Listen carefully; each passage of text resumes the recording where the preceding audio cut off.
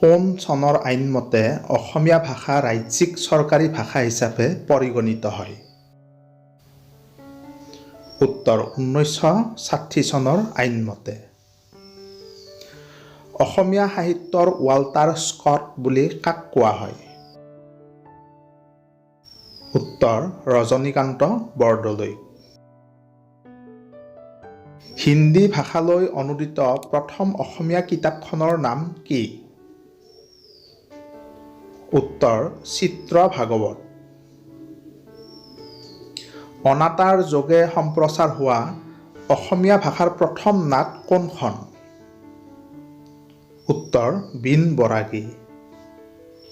বন্ধুসকল, A to Z knowledge Assamese চেনেলটো subscribe কৰি ল'ব, যাতে এনেধৰণৰ ভিডিঅ'বোৰ সদায় আপোনালোকৰ ওচৰ পায়। লগতে ভিডিঅ'টোত এটা লাইক কৰিব। লাইক কৰিলে আমি নতুন নতুন ভিডিঅ' বনাবলৈ উৎসাহ পাওঁ। ভিডিঅ'টো পাৰিলে আনলৈ শ্বেয়াৰ কৰিব। এতিয়া পৰৱৰ্তী প্ৰশ্নটিলৈ আগবাঢ়িছোঁ। প্ৰথম অসমীয়া দৈনিক বাতৰি কাকতখনৰ নাম কি? উত্তৰ দৈনিক বাতৰি। অসমৰ প্ৰথম সংবাদপত্ৰ অৰুণোদয় কোন চনত প্ৰথম প্ৰকাশ পায়?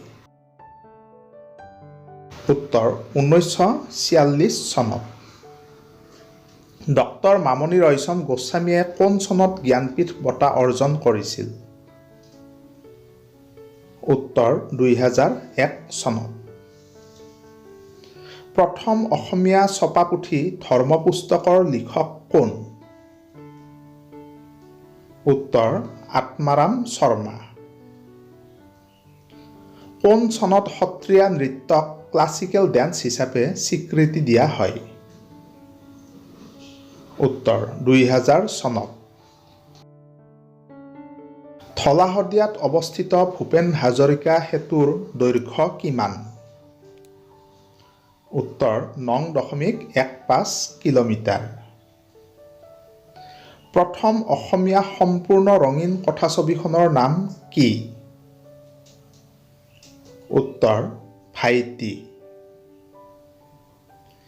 শ্বেক্সপিয়েৰৰ কোনখন নাট অসমীয়া ভাষালৈ অনুদিত প্ৰথম নাট? উত্তৰ কমেডি অৱ এৰৰ্ছ। ভ্ৰাম্যমাণ থিয়েটাৰৰ জনক কোন? উত্তৰ অচ্যুত লহকৰ। বাথৌ পূজা কোন জনগোষ্ঠীৰ? উত্তৰ বড়ো জনগোষ্ঠীৰ। কোন চনত অসমৰ ৰাজধানী শ্বিলঙৰ পৰা গুৱাহাটীলৈ স্থানান্তৰ কৰা হয়? উত্তৰ 1973 চনত। এইবাৰ আপোনালোকৰ বাবে এটি প্ৰশ্ন আগবঢ়াইছোঁ, উত্তৰটো কমেণ্ট কৰি জনাবচোন। ভাৰত ৰত্ন লাভ কৰা প্ৰথমগৰাকী ব্যক্তি কোন? ভিডিঅ'টো সম্পূৰ্ণকৈ চোৱাৰ বাবে আন্তৰিকতাৰে ধন্যবাদ জনালোঁ। ভিডিঅ'টোত লাইক কমেণ্ট কৰিব, শ্বেয়াৰ কৰিব আৰু চেনেলটো ছাবস্ক্ৰাইব কৰিব। ধন্যবাদ।